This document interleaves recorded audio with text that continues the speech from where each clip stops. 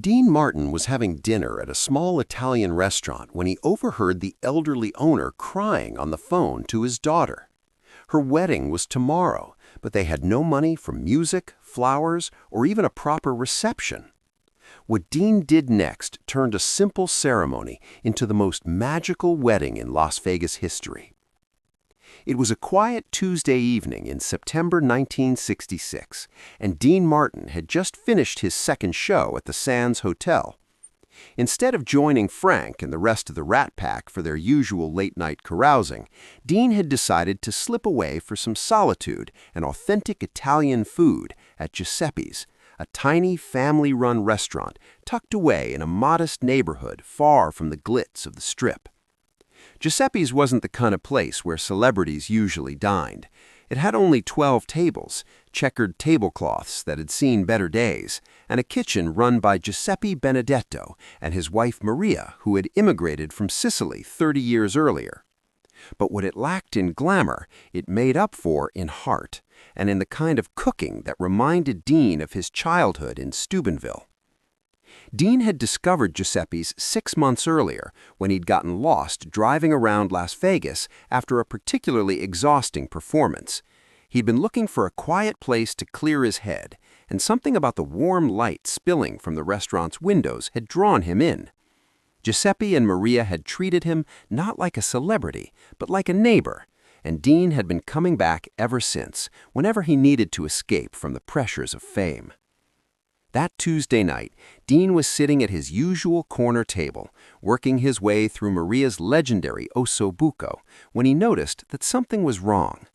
Giuseppe, normally the most cheerful man in Las Vegas, was standing behind the bar with tears streaming down his weathered face, speaking in rapid Italian into the restaurant's old rotary phone. Dean didn't speak fluent Italian, but he'd grown up around enough Italian families to understand the emotion behind the words. Giuseppe wasn't just upset, he was heartbroken about something. As Dean listened more carefully, he began to pick up fragments of the conversation. Giuseppe was talking to someone named Rosa, and he kept repeating words like matrimonio, wedding, domani, tomorrow, and impossible. Whatever was happening, it involved a wedding the next day, and Giuseppe was clearly devastated about it.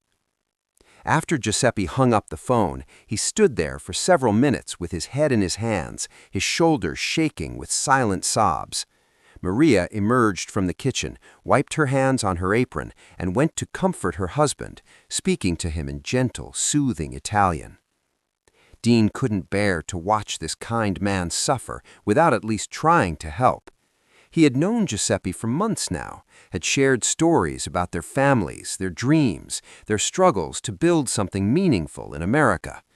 Giuseppe wasn't just the owner of a restaurant Dean liked, he was a friend. Dean quietly stood up, walked over to Giuseppe, and placed a gentle hand on the older man's shoulder. "Giuseppe, my friend, what's wrong? Maybe I can help." Giuseppe looked up, his eyes red with tears, and for a moment seemed embarrassed that Dean had witnessed his emotional breakdown. "Oh, Mr. Dean, I'm sorry you see me like this. It's nothing, just family problems." But Dean wasn't going to let it go that easily. He'd seen enough pain in his life to recognize when someone was carrying a burden too heavy for one person to bear. "Giuseppe, we're friends, right? Friends help each other. Tell me what's happening." Through halting English mixed with Italian, Giuseppe began to tell Dean a story that broke his heart. His daughter, Rosa, who lived in Los Angeles, was supposed to get married the next day to a wonderful young man named Anthony. They had been planning the wedding for a year, saving every penny they could for what was supposed to be the most important day of their lives. But 3 days earlier, Anthony had been laid off from his job at a factory that was closing down. The same week, Rosa's mother-in-law had suffered a heart attack, and all of Anthony's savings had gone to paying for her medical bills.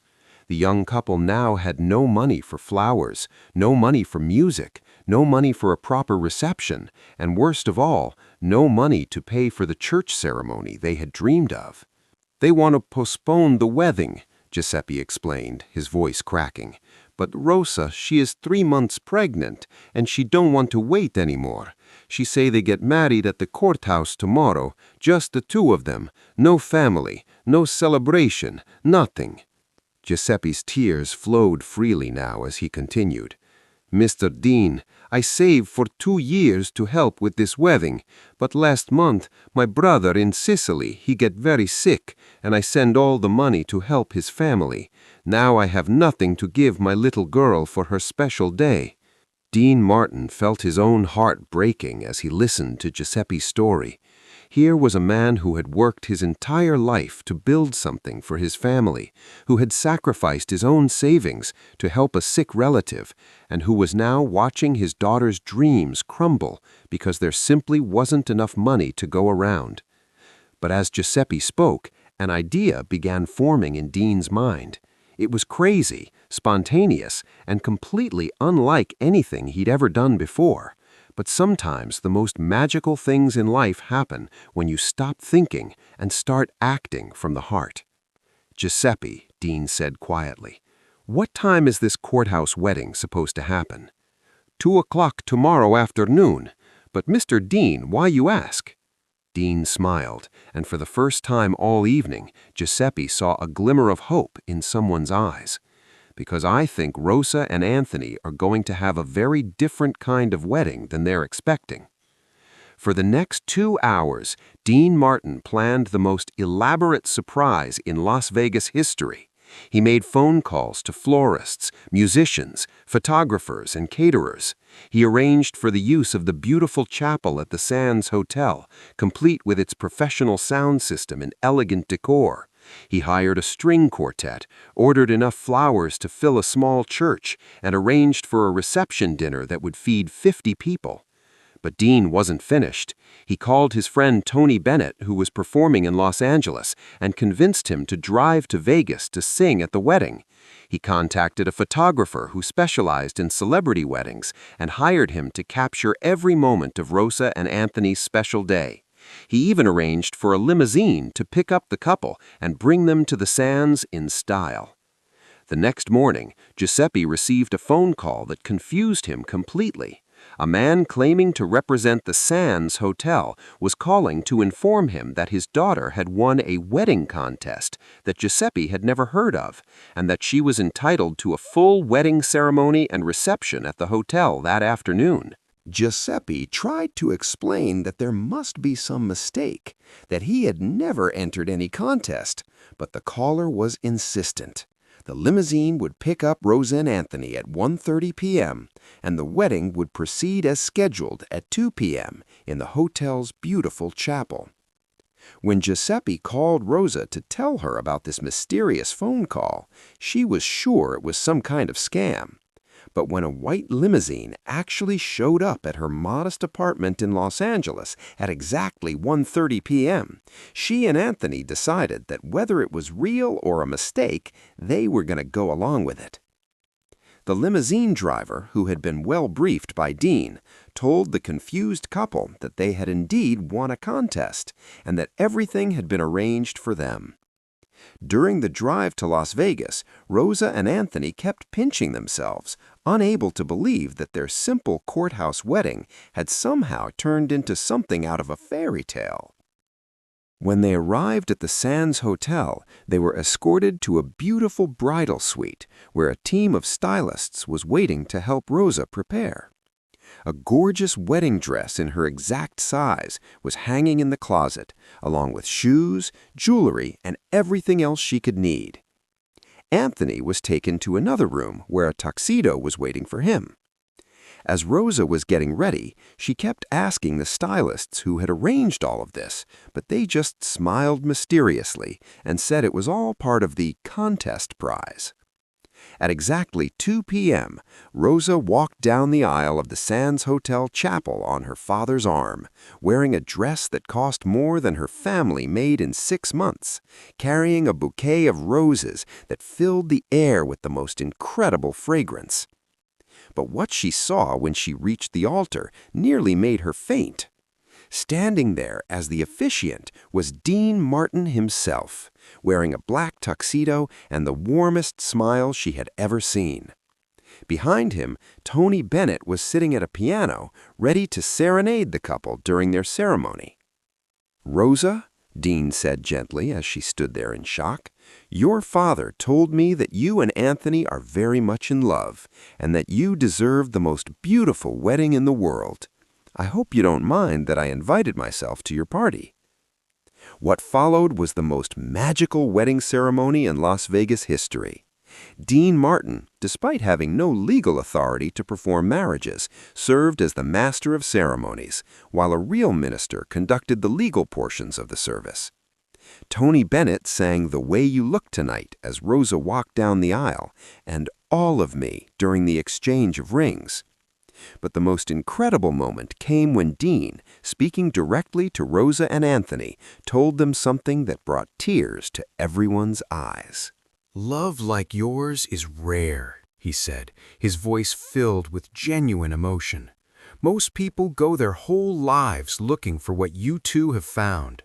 Money can't buy it, fame can't create it, and nothing in this world is more valuable than it. Today isn't just about celebrating your wedding, it's about celebrating the fact that true love still exists in this world."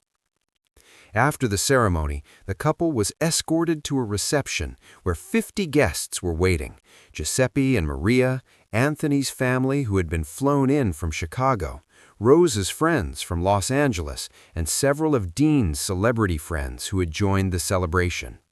The reception featured a 4-course Italian dinner, a wedding cake that stood 3 feet tall, and entertainment from some of the biggest names in show business. But the most magical moment came when Dean Martin took the microphone and sang "That's Amore" directly to Rosa and Anthony, turning their first dance as a married couple into something they would remember for the rest of their lives. As the evening wound down, Rosa finally found the courage to ask Dean directly why he had done all of this for 2 people he had never met. Dean's answer was simple but profound. "Rosa, your father has been feeding me the best osso buco in Las Vegas for 6 months, but more than that, he's been treating me like family. When family is hurting, you do whatever you can to help. Besides," he added with that famous Dean Martin smile, "I've never crashed a wedding before. I figured it was about time." But Dean had one more surprise for the couple. As they were getting ready to leave for their honeymoon at a luxury resort in California, which Dean had also arranged and paid for, he handed them an envelope. Inside was a check for $10,000, more money than Rosa and Anthony had ever seen in their lives, along with a note that read, "For the house, the kids, and all the dreams that are about to come true. Love, Uncle Dean." Rosa started crying all over again, but these were tears of pure joy and gratitude. "Mr. Martin," she said through her tears, "how can we ever thank you for this?" Dean hugged both of them tightly and said, "Just be happy. That's all the thanks I need." The story of Rosa and Anthony's magical wedding spread quickly through Las Vegas and beyond. But whenever reporters tried to get Dean to talk about it, he would just smile and change the subject. He never sought publicity for his act of kindness, never used it to improve his image, and never asked for anything in return. Giuseppe and Maria's restaurant became even more special to Dean after that night. He continued to eat there regularly for years, and Rosa and Anthony became like family to him. When their first child was born, they named him Dean Giuseppe, in honor of the man who had made their dreams come true. Years later, when Rosa was asked what she remembered most about her magical wedding day, she said it wasn't the expensive dress, the celebrity entertainment, or even the beautiful ceremony. It was the moment when Dean Martin, one of the most famous men in the world, looked into her eyes and told her that her love story mattered, that it was worth celebrating, and that it gave him hope for the world. Dean Martin proved that night that true coolness isn't about being distant or untouchable. It's about using your power and influence to create magic for people who need it most. He turned what would have been a simple courthouse ceremony into a fairy tale wedding that Rosa and Anthony talked about for the rest of their lives. The man known as the King of Cool showed the world that the coolest thing you can do is crash someone's wedding if you're doing it to make their dreams come true.